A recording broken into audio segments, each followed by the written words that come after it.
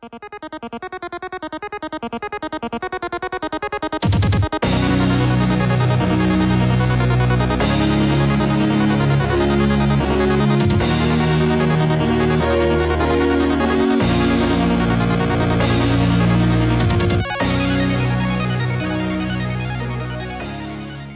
everybody, and welcome back to another Cracking Packs video, except I'm not really cracking packs today. I am going to be doing a opening of this dual decks, Merfolk versus Goblins. I picked this up only because I wanted to check it out. I have no idea what's in it. Like I said, I don't do any reading ahead of time of what the contents of these are, because I just want to open it and take a look at it. Like, I don't... You know, if I feel like if I looked at the price and stuff and like looked at the contents of what's in it, I'd end up like going, there's not enough value, so I'm not gonna buy it. You know what I mean? Like something along those lines. Why can't I open this? Why are you so difficult? Why you gotta be like this, box? There we go. Yeah. And it. Yeah. Yeah. Oh. There we are. Yeah. There we go. It's open now. Haha. Well, it comes with 2 dice.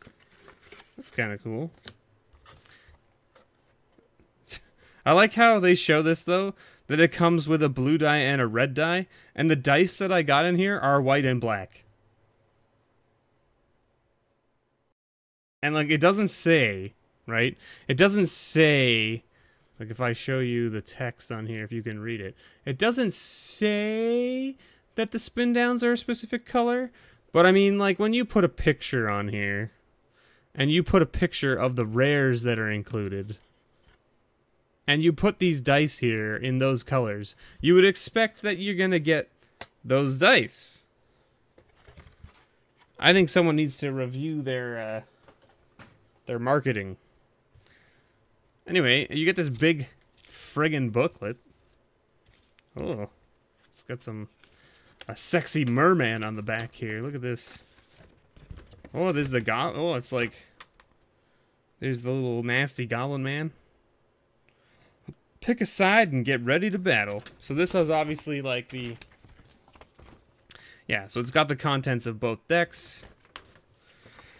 We're not going to read that, and then it has obviously probably tips on how to play each of the decks and that kind of stuff, but we're just going to jump in and take a look. Now, I'm only going to do one of the 2 decks in this video, just because I don't want the video to be super, super long. This is going to be sort of just like a...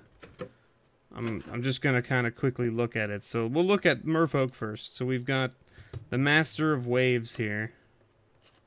It's interesting how, like... They were really, like, just sort of propped up against each other in here.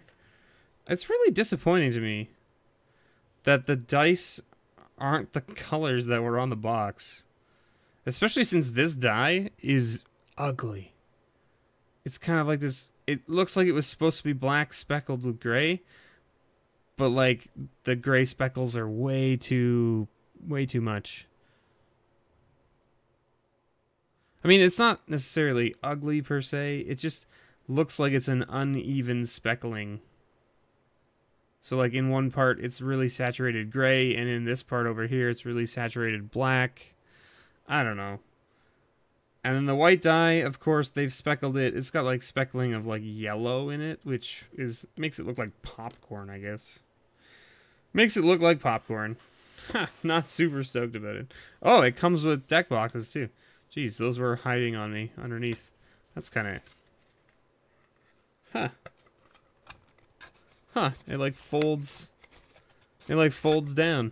That's kind of interesting. Well, let's just go ahead and stick the Goblin deck in its box. And the box they've made big enough so that once you sleeve the deck, it'll still fit in here. That's kind of interesting. Huh. Interesting. There's the Merfolk guy. Alright. So, of course, the promo card on the front, or whatever you want to call it, the card that brings you into the deck, or grabs your attention from the shelf, is Master of Waves. This card was a card from the Theros block. 2/1 protection from red, Elemental creatures you control get +1/+1. When he enters the battlefield, create a number of 1/0 blue elemental creature tokens equal to your devotion to blue. So the idea is that you want to have a whole bunch of cards that give you blue devotion when that guy comes out. That being said, if you're playing like a mono blue Merfolk deck, your devotion to blue should be pretty high, I would think. Now, here we go. We got Harbinger of the Tides. This was yet another one from, I think, from the Theros block as well. 2 mana, both blue. So your devotion to blue would be 2 then at that point. 3 when Master of Waves comes into play. Man, this card is already starting to curve. Can you see that? It doesn't lay flat. Like, it's definitely already curving. Jeez, and I just opened it. Harbinger of the Tides. So 2/2 for 2. You may cast Harbinger of the Tides as though it had flash if you pay 2 more to cast it. When he enters the battlefield, you may return target tapped creature an opponent controls to its owner's hand. So there you go. Little combat or something trick to bounce something to your buddy's hand at flash for 4 mana. And you get a 2/2 body out of it, so not so bad. Master of the Pearl Trident. 2/2 for 2 blue again. Again, double blue, so your devotion goes up. Other Merfolk creatures you control get +1/+1 and have Island Walk, so very good for Merfolk, that's for sure. Tidebinder Mage, another 2/2 for 2 blue, specifically, not 1 blue and another, so again, your devotion is fairly good. When Tidebinder Mage comes into the battlefield, or enters the battlefield, tap target red or green creature that an opponent controls. That creature does not untap during their next untap step. Or sorry, it doesn't untap during their untap step for as long as you control Tidebinder Mage. So as long as you have Tidebinder Mage in play, that thing just stays tapped. Wake Thrasher, a Merfolk Soldier for 3. 1/1 for 3. Whenever a permanent you control becomes untapped, this gets +1/+1 until end of turn. So this is going to be one of those decks that has the untap. Is this going to have the untap mechanic? Or is it just the idea is like you swing with everything, and then next turn when you untap all your creatures. Oh, whenever a permanent you control becomes untapped. So even your lands. So like you untap all your stuff, and this guy just gets bigger until end of turn, and you swing with him, and then next turn he untaps and all that thing. It's interesting. Merfolk Sovereign. So again, another double blue devotion, so that's not so bad. So Master of the Waves, I can see why they're sort of like putting him as the promo like highlight card.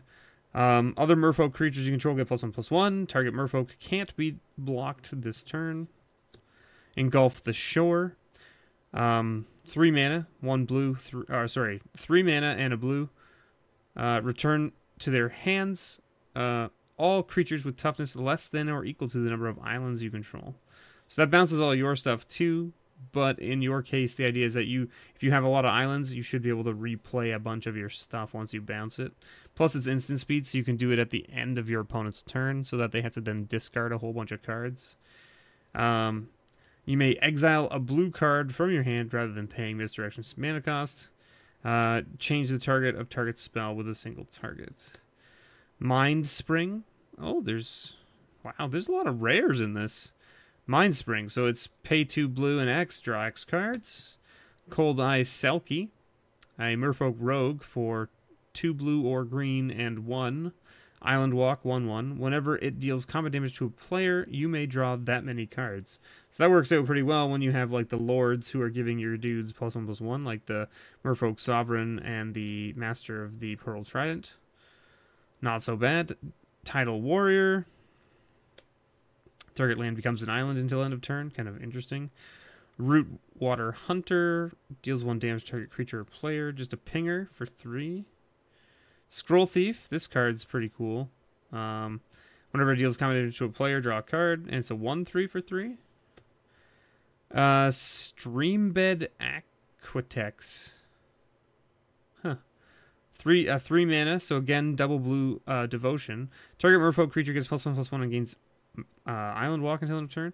Target land becomes an island until end of turn. So you can like turn your opponent's lands into islands so that your Island Walk actually matters.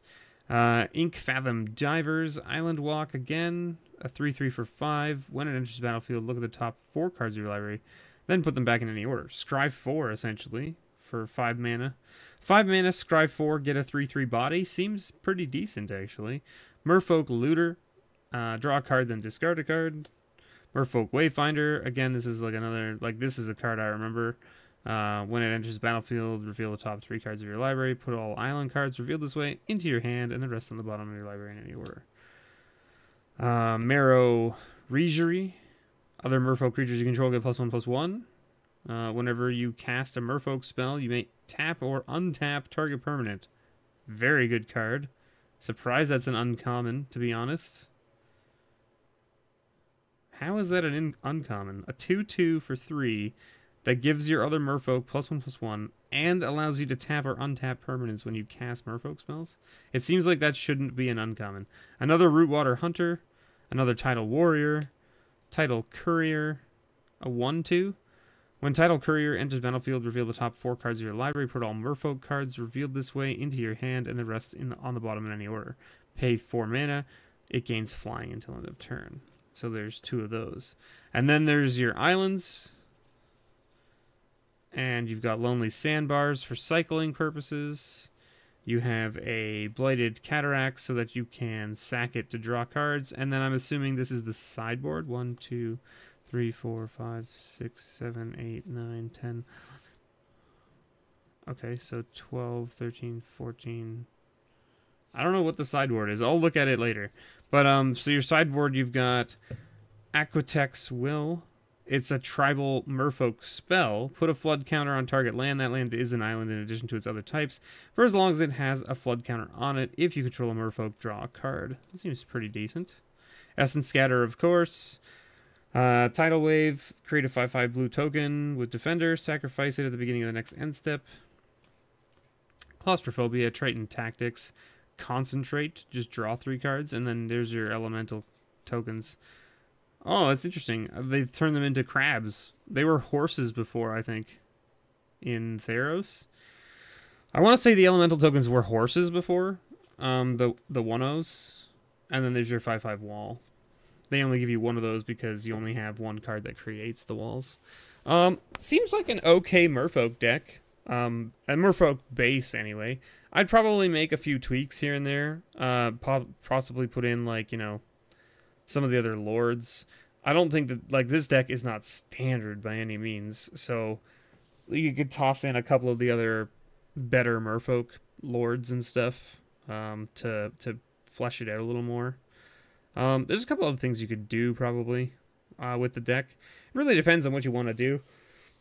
Now, this deck is meant to go up against the Goblin deck, I believe. Like, that's the whole deal with, like, these dual decks. So, like, the idea is that, like, these decks are meant to be played against each other. So, I guess the idea is that you don't tweak them too much. But, personally, I think I would probably take both these decks and tweak them a little bit and then play them against each other is probably what I would do. And maybe I'll do a video where me and my buddies play these 2 decks against each other and see who is the victor. Who's the victor? Merfolk or Goblins?